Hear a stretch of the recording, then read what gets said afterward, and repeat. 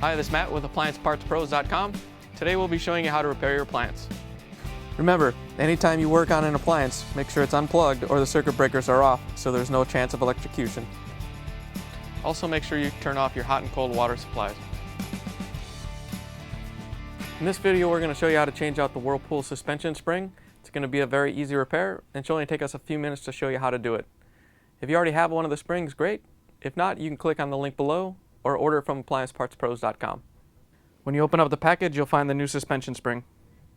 The main reason you'd be changing out the tub suspension spring is if one of the hooks wore off and it wasn't properly supporting the tub, and that would cause an out of balance on your tub when the washer goes into the spin cycle. The first thing we have to do is to remove the control panel. It's usually held in place by two screws. They're located in either the front or the rear of the control panel. Some models have trim covers that you have to lift off to gain access to the screws, and on other models they have spring clips that you have to slip a putty knife underneath to release them. Once you have your screws out, slide the control panel forward about 1/2 inch and lift it back over the back of the machine. With the console out of the way, we have to go ahead and disconnect the lid switch and remove the two retaining spring clips that hold the body to the frame. With a flathead screwdriver, just pry them out.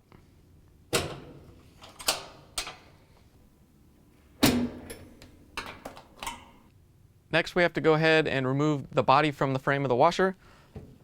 So we have to lift up on the lid and grab the body right here. Put your foot against the body of the machine.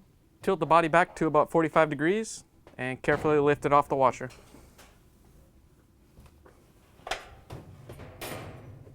Now that you have the cabinet off the washer, you have access to inside of the machine to change out the part. Here's the suspension spring. There's 3 of them located around the tub. This one hooks up to the bracket here and to the frame here. If yours is still connected, we're going to grab it with the pliers and pull it off the bracket. Once we have it off the bracket, we can lift it off the frame mount and remove it. Okay, here's the old spring to compare to the new one. If you already have one of these, great. If not, you can get it from AppliancePartsPros.com. If you're changing these springs out, make sure you look at the brackets right here. Sometimes after years of wear, it'll actually wear this metal out and you have to replace this bracket too. So you can get that at AppliancePartsPros.com. To put the new spring in, we have to hook it over the top of the mount on the frame. To hook the other end up to the bracket, we have to grab it with the pliers, stretch it out, and hook it into the frame.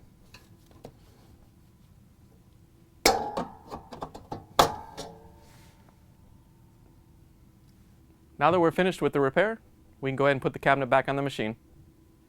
To put the cabinet back on the machine, we do it the same way we took it off.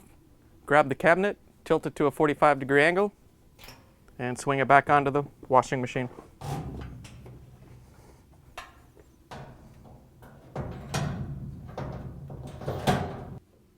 When you're sliding the body back onto the frame, make sure you get the lower lip underneath the frame and then lower it down onto the 4 locking tabs.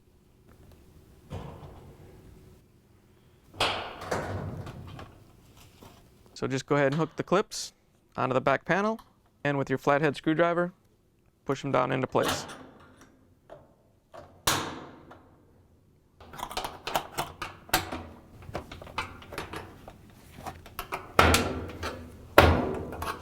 Reconnect the lid switch.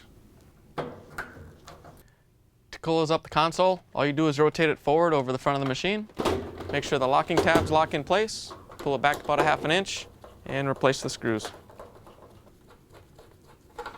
Now that you have the machine reassembled, you can go ahead and plug it back in, turn the water back on, and take it for a test spin.